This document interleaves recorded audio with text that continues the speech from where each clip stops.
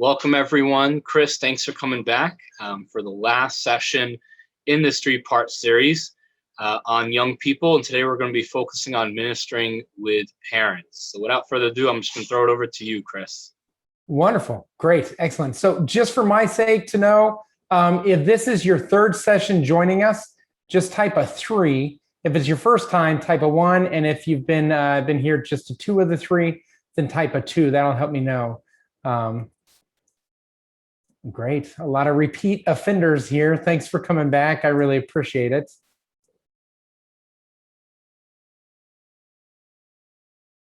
Wonderful. Good. Okay, well, welcome back to session 3 of the Ablaze-led series on youth ministry. 2 weeks ago, we talked about kind of a high-level shift from Christendom to the apostolic age. Last week, we unpacked the reality that in order to make big changes, and I don't mean like big changes in our programming, but a big change in the life of the youth, we need to think small. And so we took a look at accompaniment and building relational authority. And today we're going to talk about what I would consider the best investment of our time and resources as a ministry leader, and that is partnering with parents. So we're going to begin with a couple of questions, then a story, and then jump into some tips and some practicals, along with some discussion in there as well. So in the chat, I want you just to start out by typing in like a rose and a thorn. We always talk about like highs and lows, roses and thorns, but without mentioning any names or calling out any particular parents or anything like that. What is one behavior that is a challenge, like a thorn that parents that you've experienced with a parent or parents? What is one behavior that is a blessing or a rose with parents? So just put rose and thorn. Rose, this behavior; thorn, this behavior, and it could be a common behavior or it could be super like specific. Like there was one time when a parent yelled at me for changing the retreat day because the roads were icy and they'd rather drive us unsafe than whatever, true story. And that was frustrating. But there's also been parents that have like, whoa, like you need to be up here and put a mic in your hand because the way that you share love with the people that enter your home. So good. So I'm going to share a few. Disinterest and apathy is a thorn. I think that kind of is a challenge that many of us experience. Sometimes we see parents pop in that are just there to get a sacrament. And I would call that consumer Catholicism, where they're there to get something or take something from the church, and that rubs me the wrong way. A rose is when they express gratitude. Yeah, when they recognize that partnership. A rose is involvement, participation, and taking initiative. Yeah, William, I would argue that parents make the best volunteers because they have prepackaged relationships with the youth. It's amazing because they've been driving the soccer team around or going to the camp house with the Boy Scouts and stuff like that. The sports priority, yeah, the varying priorities, not answering communication. We actually talk about that one directly in the practicals today. Thankful when they express gratitude and when they're coming to Mass. Rose, when they thank you for your work, that's amazing. Affirmation, and when they acknowledge that they see the change in their kids, Nancy, that's amazing. Yeah, I've had parents say it, and they say it kind of sometimes in an underhanded way, like, what happened to my child on the retreat? They're totally different and amazing. And of course, sometimes that's like, they were totally different and amazing for the first 48 hours after the retreat. And that's a challenge, Disconnected from the faith. A rose's support, a thorn is lack of consistency. Rosemary, shout out to you for using the emoji for a rose. I think that's wonderful. And then a rose is when they pray for their kids. Yeah, when they take kind of that role of being a youth minister for their own children as something that's important or vital. Excellent. How about this? In the chat, type the answer to this question for you and your ministry. What are your desired fruits or outcomes of you and your team partnering with parents? So we're talking about partnering with parents in the youth ministry context when you're working with parents or kind of journeying with parents or having a parent meeting. Like, what is your desired fruits or outcomes for you and your parish when we talk about partnering with parents in your ministry? So what are the fruits of those actions? Relationship and trust. Yeah. Parents falling in love with Jesus in the Eucharist. They're leading certain sessions. Okay, good. Yeah, especially during COVID, it seemed like we had to lean on that reality a little bit more because we didn't have that same type of, in their life type of presence like parents did. Reconnecting parents to the faith, then sharing that faith with their kids. Seeing hearts open to Jesus and a total family union. Again, we saw helping them in the domestic church. It's funny because I'm seeing some of these things come in. And to be honest, if we talk about what are our hopes or desires for teens in our program, honestly, they're pretty similar. Like we want people to fall in love with Jesus. We just happen to be focused on teens, but we desire the same for their parents, Here's the last question. We talked about last week about kind of a conversion process of like unchurched, like a little pagan, right? A pagan and then a Christian and then a disciple and a disciple maker. Now, in regards to it, we have like unchurched or pagan, which is someone who is not connected to the faith whatsoever. Then we have a Christian who oftentimes is defined by membership or by culture, right? As opposed to mission, which is where the disciple comes in, where they have more of a mission kind of approach to their faith. And then, of course, the disciple maker is someone who is multiplying the faith in others. And so where would you put the parents, the typical parent, if you had to average all your parents into it, stir them up and pull out the average parent? Would they be unchurched? Would they be a Christian, kind of part of like membership? Would they be mission focused like a disciple? Or would they be disciple makers to where they're leading others to lead people closer to Jesus Christ? So the average parent that you get to journey with, serve, or encounter, where would they fall? Type it into the chat. Unchurched, Christian, disciple, or disciple maker. Christian, someone bordering on the unchurched or Christian. Christian, again, someone kind of, yep, somewhat of a mix. Christian, member trying their best. I like that to acknowledge that they're trying their best. Sometimes there's a lot going on in the life of the, in the life of everyone, but in the follower, the typical family. So Christian with some disciple. Yes, that's awesome. I think actually ministry is an on-ramp into discipleship. So sometimes we realize at the end of the semester, like, wow, that semester was really good for the teens, but actually that semester was meant for my leadership team to go from being kind of participants in the faith to like sharers and leaders in the faith. So unchurched Christian kind of there. Excellent. Well, let's jump into story time with Uncle Chris. Are you guys ready to buckle up? I'm going to share a story that we're going to reflect on in a couple of different ways throughout our time together. Thank you for your sharing. It was 10:30 p.m. on a Thursday evening. My wife and I were just finishing up another episode of Parks and Rec when my phone rang. It was late, but I recognized the name on my phone. It was the mother of one of the teens in my discipleship group. And so I paused the show with hopes that we could make this call quick and then return to our evening. Hello, I answered. Hey, Chris, it's Jacob's mom. I need your help. The police are on their way. Whoa. Okay, so that's a heavy phone call right then and there. Over the next few minutes, I got chunks of information that allowed me to piece together the story. Jacob had been using the neighbor's Wi-Fi since he was grounded from the Wi-Fi at his house. His bedroom neighbor kind of was really close to the neighbor's house, and so the Wi-Fi carried up into his room, and he had ended up cracking the code and getting on their Wi-Fi. Upon being confronted with his Wi-Fi use and for the questionable content that he was viewing, his dad decided to make a grand gesture to set Jacob free from the chains of media that he was consuming. So he took Jacob's iPad and he broke it in half right in front of him. Now, Jacob lost it. And like any respectable 15-year-old who had been to the Renaissance Festival that year, he ran up to his room, lifted up his mattress, and grabbed the sword that he had acquired at the Renaissance Festival. Now, something is adorable and like cute and pure all in the same moment about the fact that he had a sword under his bed. There was something about who Jacob was that was like, I'm called to be a protector, and that means I need something nearby if intruders come, because that's why it was under his mattress, because ultimately he wanted to protect his family. Now he was wielding a sword, and this led to him chasing his father outside of the house and them screaming at each other while running around the family vehicles to attack or avoid each other. Now, I can just imagine that Benny Hill song playing, that theme song to Benny Hill playing while this whole thing transpired with them running around. Nevertheless, a neighbor observed the situation and rightfully so called the police.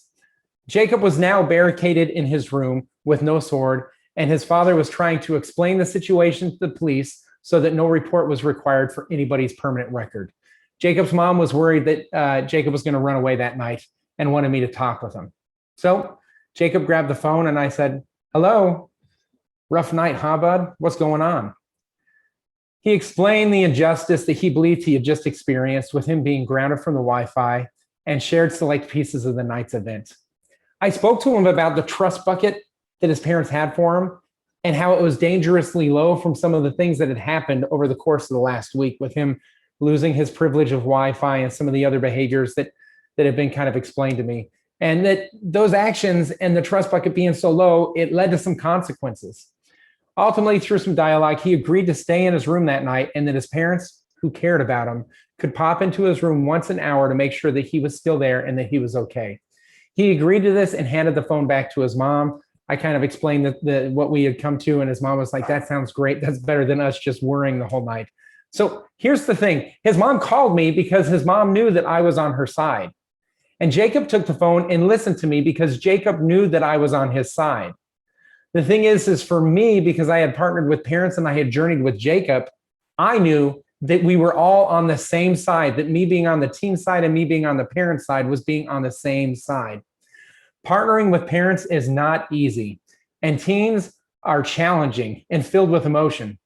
Furthermore, parents have priorities that often differ from the desires that we have for the teens and really for what we believe God desires for the teens at times.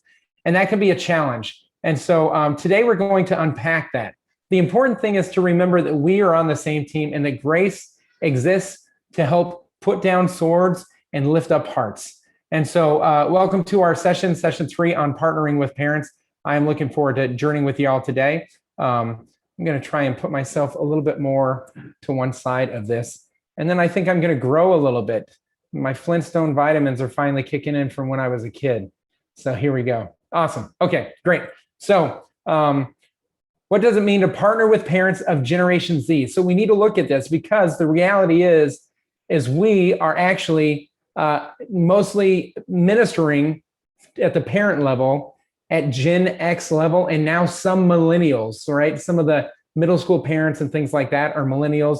But most of the teenagers in our youth program today come from Gen X parents. And when I grew up, it was very common. We were the latchkey generation, right? You hide a key under that fake rock. You guys remember that fake rock, and you would have that little hide a key or whatever, or you would leave the back door open or something like that. And we would go and we would let the TV raise ourselves, or we would just do all these things. And ultimately it led to us getting into trouble or mischief and things like that. And it was like, if we just had something to do, we would stay out of trouble.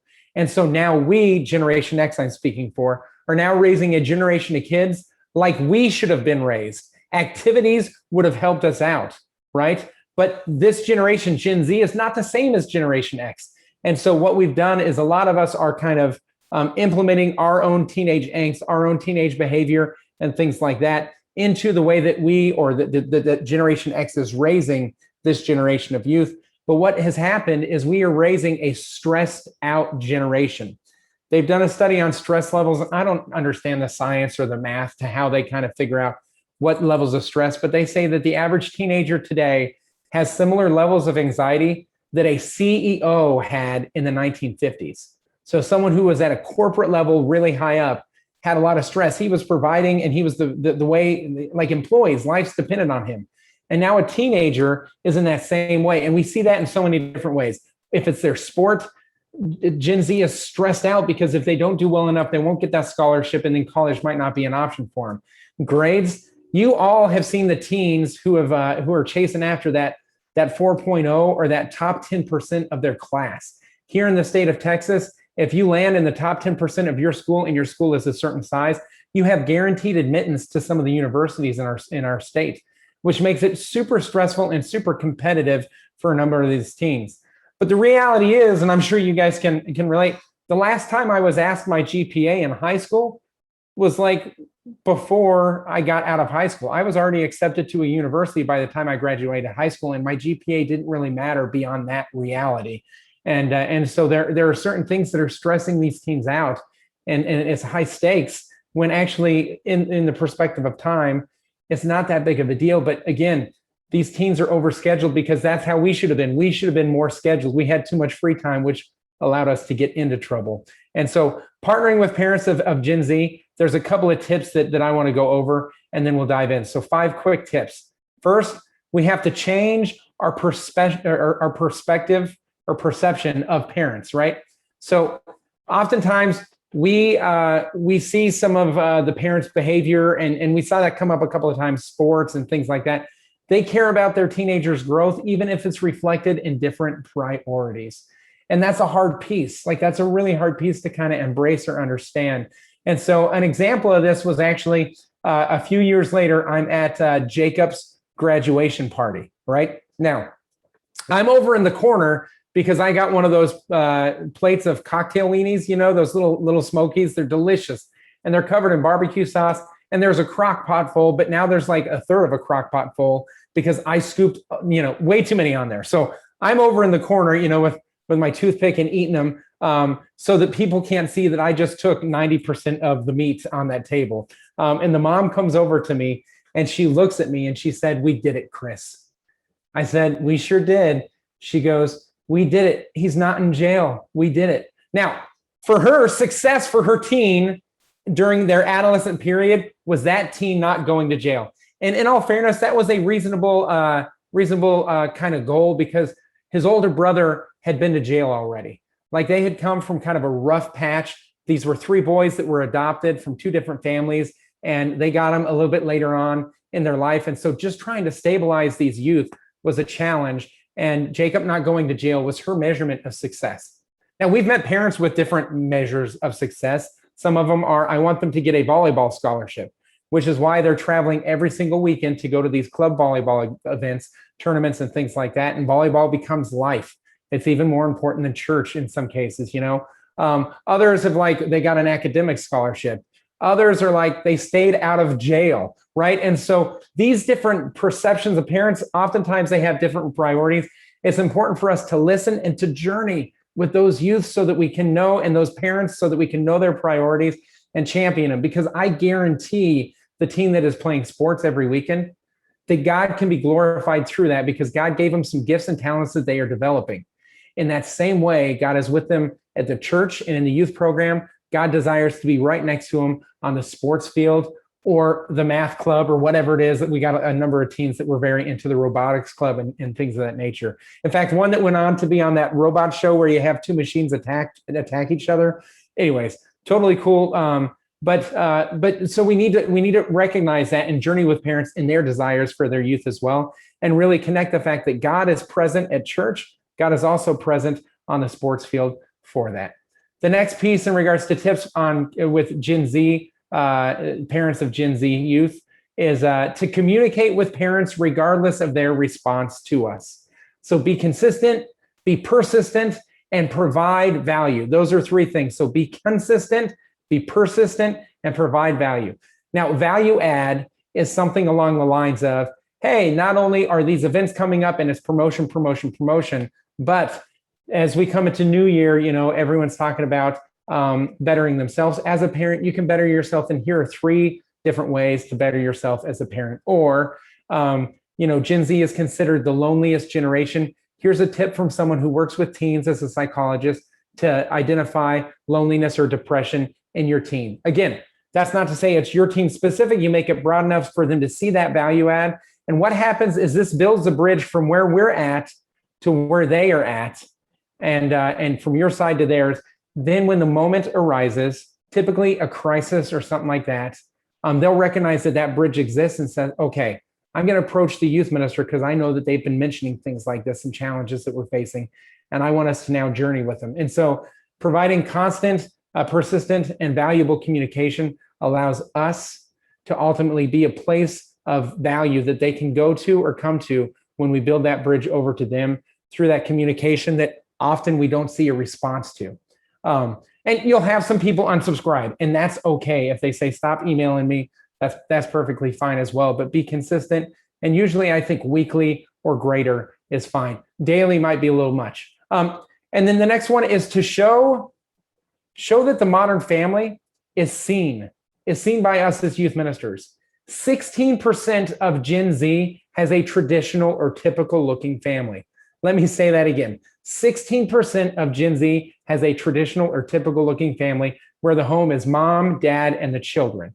We must show them that we see them where they are. So we need to talk about step parents or grandparents, aunts, uncles, nephews, and nieces that might also be in the home, and use phrases maybe like, a parent needs to attend, or whoever is in the home for you, right? And then all of a sudden we open the door to grandparents or godparents or whoever is in the home for them to come and support and journey with these youth along the way.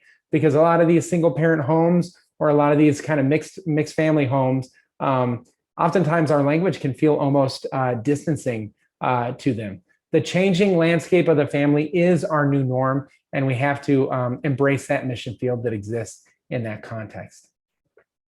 Next up is communicate transformation. So communication with parents shouldn't just be informational, but transformational. So how do we add value that equips them to be better parents outside of their role of the parent of a youth group kid? So maybe this looks like collaborating with the person who's in charge of adult faith formation, or when the parish mission is coming out, or different opportunities along the way. We had a need in our church for people to do perpetual adoration. And so we pitched it out to our parent list as well. And we had 4 parents sign up for adoration. One of those slots was during our youth group. They're like, I'm up at the church anyways, I may as well take that slot. So now I was like, hey, would you mind praying for this youth night? Topic is human sexuality. So we need someone praying for these teens while we're sharing this message. So now we had an ally in the Adoration Chapel during our youth program. And so how can we communicate with parents to where I'm not just here to minister to your kid, I'm also here to minister to you, and your own spiritual growth matters to me.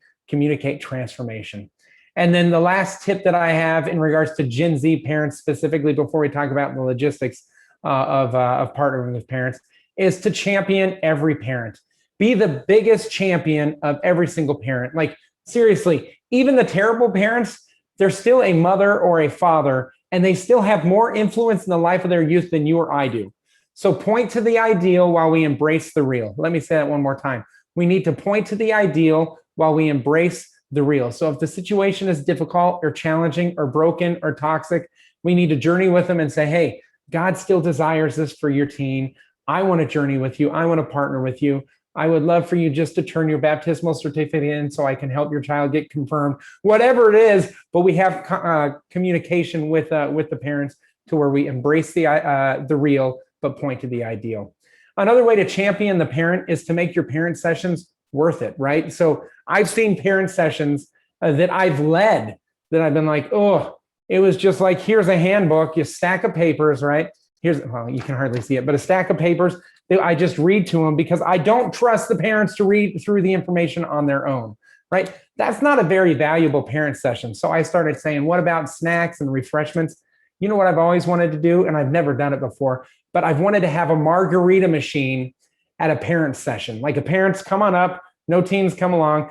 Let's just take a minute and have a margarita and just take a breath. We're parents of teenagers, like, 1 drink maximum is fine because we don't want like any dangerous driving going home from this event. But seriously, let's just take a drink and just take a breath together. Or to start with 3 minutes of silence. I recognize that this is the first time in 16 years that some of you have had 3 minutes of consecutive silence before 9 o'clock in the evening, just so they know that silence still exists. So much of the material can be shared in a handout, and we should make it concise and punchy, bullet points and things like that. But how can we use these parent meetings to love the parents? So let's go ahead and dive into a discussion. My head is in the way, so I'm going to post the discussion in the chat. In your experience, what have you found is the most effective way to communicate with parents? Like, what is effective in communicating with parents? Because that's a challenge. The next question is, what is something you can do to make your parent meetings worth it? And then the last one is, what is a major challenge you face with parents? Feel free to share it like this. Not my parents, but some parents have been known to X, Y, or Z. Like, what's a major challenge you're facing with your parents? And again, I ask you not to share any names or anything like that, so it doesn't turn into an accidental gossip session. But what's a major challenge? So those are the 3. They're posted in the chat. David, if you wouldn't mind breaking this up into groups, and we're going to take 14 minutes in this discussion. Get to the questions that most energize you and start there. Thanks. Awesome. Welcome back. David, do we have everyone or are we still waiting on a couple of people? We got everybody. Excellent. Thank you guys so much. I want to encourage you to, if there were questions that came up, especially in the major challenge that you're facing with parents or something like that, I'd love for us to kind of brainstorm some answer to those. So hold on to those questions, and we'll hopefully have a few minutes at the end to be able to talk about those questions. So moving forward, I want to take a look at a couple of different actions or things that we can concretely do for the practical realities of partnering with parents. So let's see if my slide will come up. Yay, okay, now my head. There I am. I feel so tiny, you guys. I gotta eat more. Here we go. So great. So I want us to keep in mind a couple of pieces.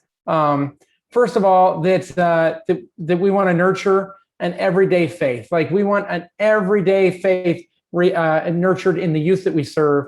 In order to make that a reality, we have to make parents a part of our mission or our plan to grow the teens in their faith. Why? Because parents have more influence than you do. Like you're going to be in the lives of these teens for maybe 4 years, but 15 years from now, at least every Thanksgiving, guess who's going to see these kids?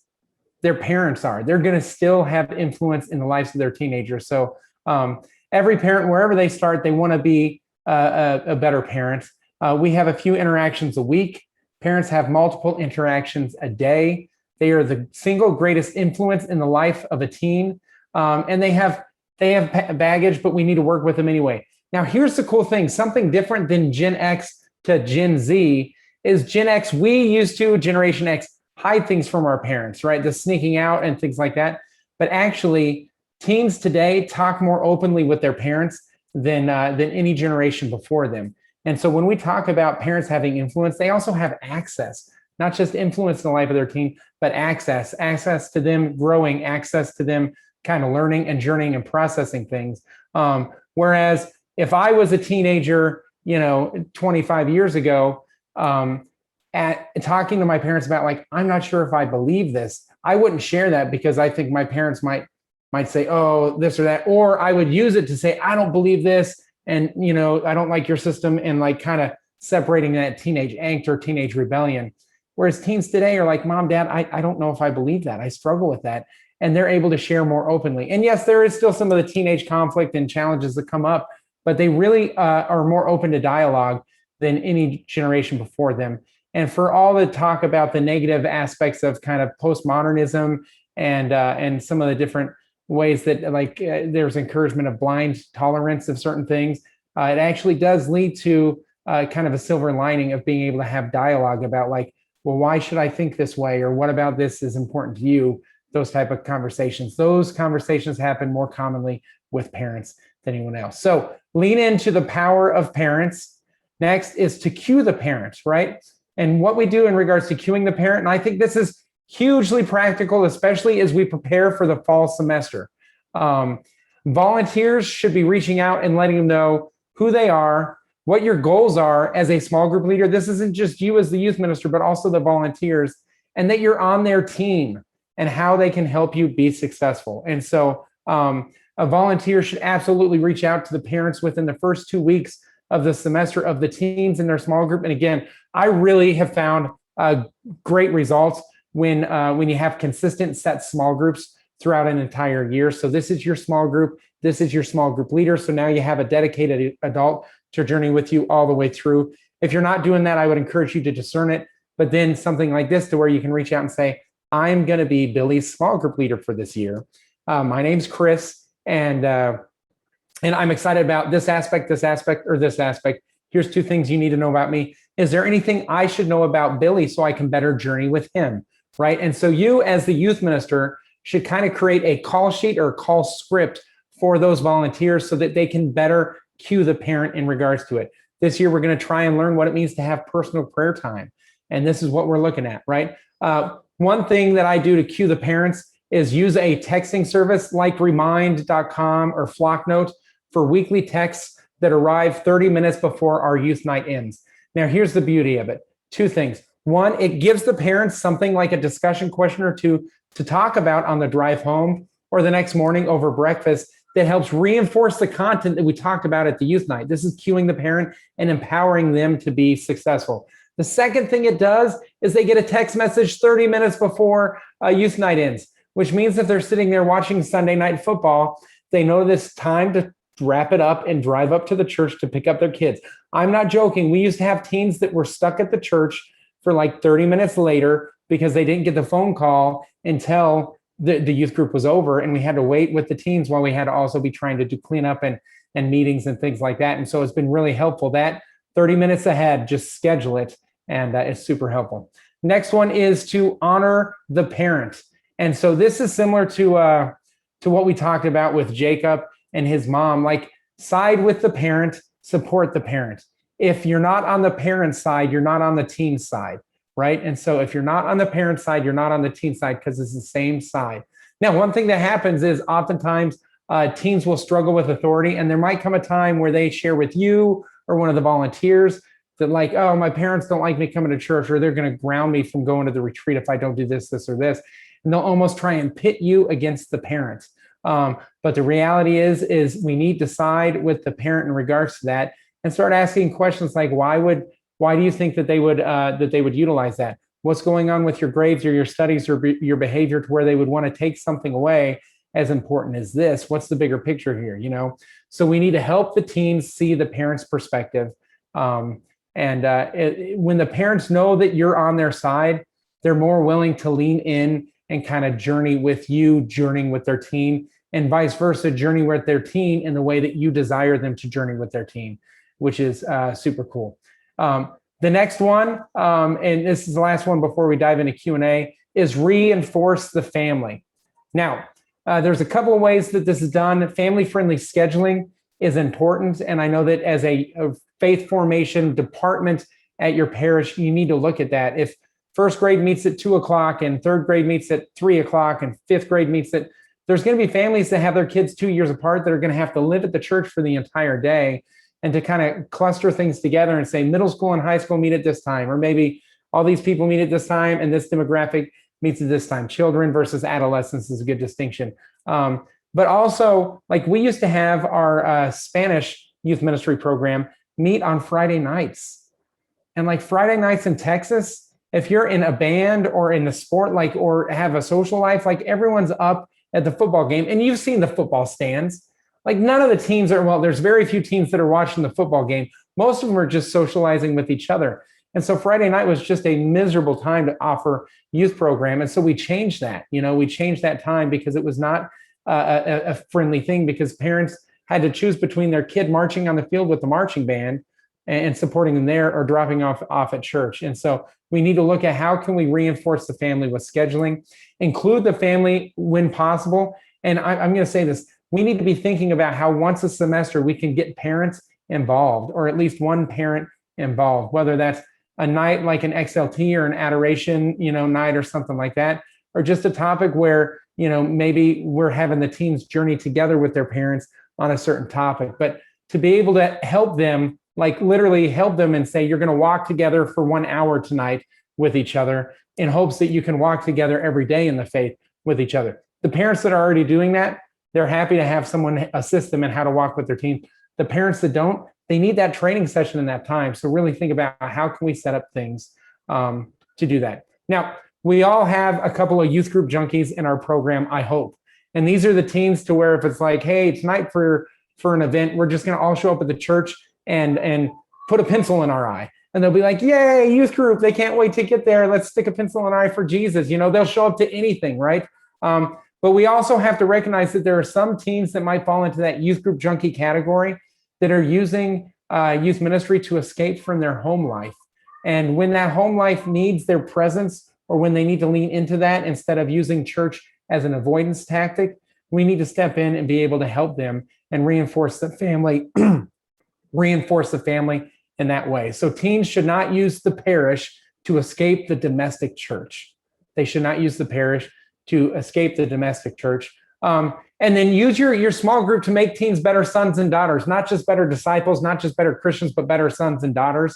Last but not least, ask for permission to play on certain things. So I heard about a story of someone whose small group decided they were going to go over and watch one of the Star Wars movies together, which was awesome. Like, that's such a great idea. It was a boys group, and so they were all going to do this thing in 8th grade or whatever. But one of the dads, they found out about it after the fact, and they had been really looking forward to their son turning 13 and finding a time to where they could journey together and watch the Star Wars trilogy as like a father-son thing. And the youth group inadvertently took that away. Now, all it would have had done is better communication up front, instead of saying we're going to watch a movie together, to say that we're going to watch the Star Wars movie together. And if any parents or any dads want to join us, they'd be welcome to. But some communication would have been helpful. I also heard a similar story about that, where their son attended their first baseball game, AAA baseball game or whatever, with the youth group, as opposed to with their dad, who wanted to save that moment. So keeping all that in mind, reinforcing the family just sometimes requires a little bit better communication, as well as some scheduling pieces. But keeping your role is temporary, and parents have an everlasting role, or at least a lasting role, longer than ours. So on that note, I want to let you know about this resource. It's called Lead Small, and it is the best book for that I have encountered for helping people jump into small group. And they have a section talking about partnering with parents in this book, Lead Small here. One thing I've used is, if they miss the fall training where we talk about small groups and they kind of jump on mid-semester, I hand them a copy of this book and I ask them to read it. It's like 70 pages and it could be read in less than 2 hours. Like, it's such a good book. So that's a quick resource, but that's where some of today's content, just to give credit where credit is due, where some of today's content comes from. And last but not least, we're going to talk about some questions. So I'm going to open up the floor and open up the chat for about 7 minutes of questions before we close in prayer, as we kind of wrap up partnering with parents. So I open up that now. If you have any questions, any comments, concerns, value add that you want to share from today's session, or from any of the 3 sessions that we journeyed together with, feel free to unmute or put it in the chat.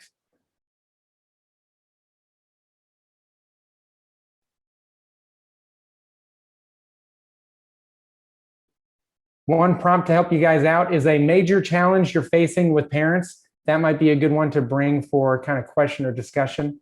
That was the 3rd discussion question that we had as a group.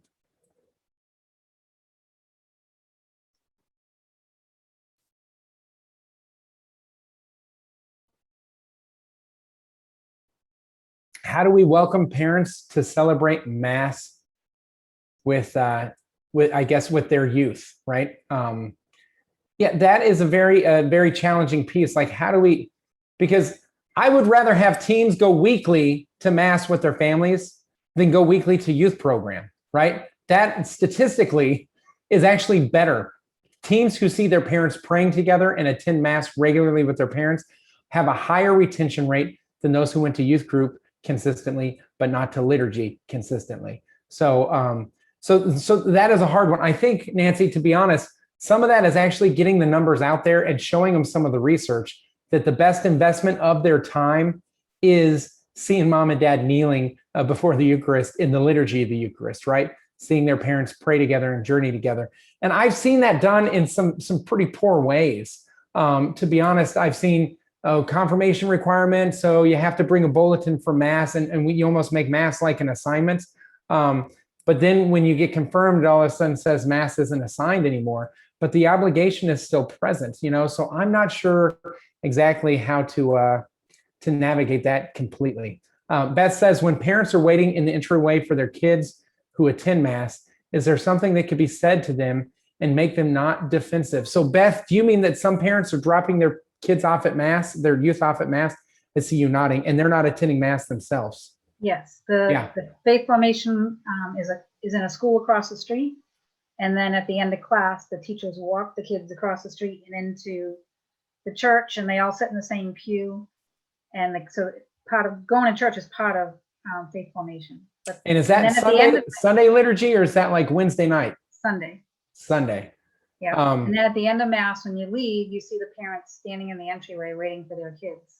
They haven't come in. Yeah. So the only thing I would say is I would just push back on that model, because that means that faith formation, at least for a piece of it, is dividing a family from sitting together during Sunday liturgy, right? And so No, that's not how it goes. Okay, No, clarify. if their parents are there, the children can go sit with their parents.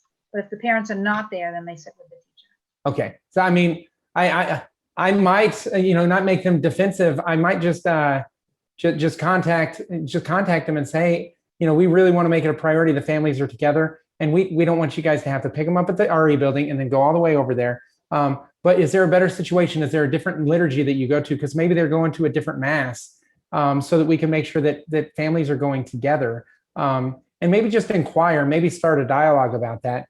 It's like, no, we just drop them off, and then maybe that's that. Well, let's have a little bit more dialogue about that because it's super important, just to emphasize it. Like, they want to know the information, and I don't think some of the parents are thinking on a eternal level of like, I want my kids to get to heaven. Some of them just want their kids to get through the week, or to, like I said, stay out of prison or something like that. And so I might contact them, or like reach out, because you have relationship with all those youth and you know which ones they are. So it might be worth kind of a phone call just to inquire, hey, if you guys are going to the 5 o'clock mass, go to the 5 o'clock mass as a family, and then just let us know that week that you took them to mass already. That way we can have you pick them up when faith formation ends, something along those lines. But I would operate in that dialogue under the assumption that they are taking them to mass, and assume that way they're not put on the defensive. And if they volunteer that information, actually, we don't go to mass, then you can say, well, tell me about why you're not going to mass, and then journey with them from there. How is best work with the pastor and his vision of youth ministry? Yeah. So William, this is a great question. There's two kind of answers that I'm possibly seeing here, and I don't know all of it, but sometimes when I hear a question of how do we best utilize that, the first is to recognize that we as employees at a parish or lead volunteers, we're an extension of the pastor's vision, right? So the chief catechist of our parish is our pastor. In fact, in scripture, when it says, better a millstone be put around your neck and you thrown into the sea than you lead a little one astray, that millstone is fashioned for your pastor before it's fashioned for you. I know that's intense language and things like that, but he delegates that role to you. And so we have authority in regards to that. So to seek clarity in order to better execute that authority, both helps him and you to be able to speak more effectively. The second piece might be, what if the pastor doesn't understand youth and is basically like, I'm allergic to teens, here, you take over, which I've seen that happen quite often as well. And in regards to that, I would recommend the book, How Do You Lead When You're Not in Charge? And what that means is, how do we form and inform our pastor of the why behind the what of what we're doing? Even when they say, I don't care, just as long as the teens are happy and I don't hear any complaints, you can say, actually, I care because I want it to be worked into the entire parish vision, just not a piece of it. So could you tolerate it? Renewing the vision is less than 90 pages. Like, seriously, in like 20 minutes a day, you could finish the book in 3 days. You know what I mean? And the summary of Renewing the Vision, which is the bishop's document on a vision for youth ministry, is even shorter than that. You can find summaries that can be read in about 7 minutes. So just kind of informing and coaching your parent up, almost like you would a volunteer. And then again, sometimes the only time I was able to get certain priests to come is when we needed holy hands. And so I would ask the pastor to lead the opening or closing prayer, but just to be present at youth ministry so he can see the teens. Because honestly, and I believe this, once you get to know the teens, you fall in love with them. And it doesn't matter whether it's youth ministry or not, it's people that you want to see journey closer to Jesus. So you guys have been great. I really appreciate our time together. Let's close by praying for our parents. Then I'm going to pass it over to David for any other things, because I know their office is doing a lot of things to add value to you guys as you prepare for this fall semester. In the name of the Father, and the Son, and the Holy Spirit, amen. Lord Jesus, we thank you so much for the gift of the parents. We ask that we might be good stewards so that we can partner with parents in a way that would bring you glory. We pray for the other people on this Zoom call, for the people who have experienced frustration and joys with parents in a variety of ways, that we might invite you in to the heart of every single one of those moments. And we thank you for the privilege, the sacred privilege of being present in the life of young people and their family. Amen. In the name of the Father, and the Son, and the Holy Spirit. Amen. Once again, a blessing, you guys. David, back to you. Well, thank you, Chris. Thank you, everyone, for joining on throughout this series. And thank you, Chris, for sharing your wisdom over the past 3 weeks. So we will be sharing the recordings of the past 2 series this week. So even if you missed one, you'll have all 3 in one go, so you can utilize it. And in terms of next steps, one of the ways we're trying to offer some ongoing support without making it overwhelming is just during the summer, July and August, we'll have some virtual coaching cohorts in 4 areas: family formation, technology integration, adult formation, and youth middle and high school ministry. So we're intentionally small. Some of you I know have already registered. Some of you, this might be a way to continue as you're trying to plan throughout the summer. That was the original goal or intent, is if you want someone to kind of journey with you, or other DREs, youth ministers, there'll be a mentor DRE youth minister as well in each group, to just bounce things off of people. That is one simple way. Additionally, we're also happy to meet with you to just either bounce ideas off or help you plan our draft sample plans for you to react to, is some of the things we're offering some other parishes. Additionally, with workshops such as these specific to your parish. So if one of the things you struggle is, I need to get more people in my parish on board with working with young people. I'm the one doing it by myself, or it's the same few trying to do the little for the many. How do we get other people involved? Sometimes bringing something to your parish is one way to invite individuals to take that next step. So we're already going to be doing that for a couple of parishes, including those who are going to be implementing new youth ministry programs such as EDGE, that will be training their core teams on how to use that program. So we can offer similar things for your parishes. So again, just send me a shout, send me an email, follow up with Chris if you have any questions, chris@ablaze.us, or Equipped. But other than that, thank you guys so much for the work that you're doing, and you have a great rest of your week.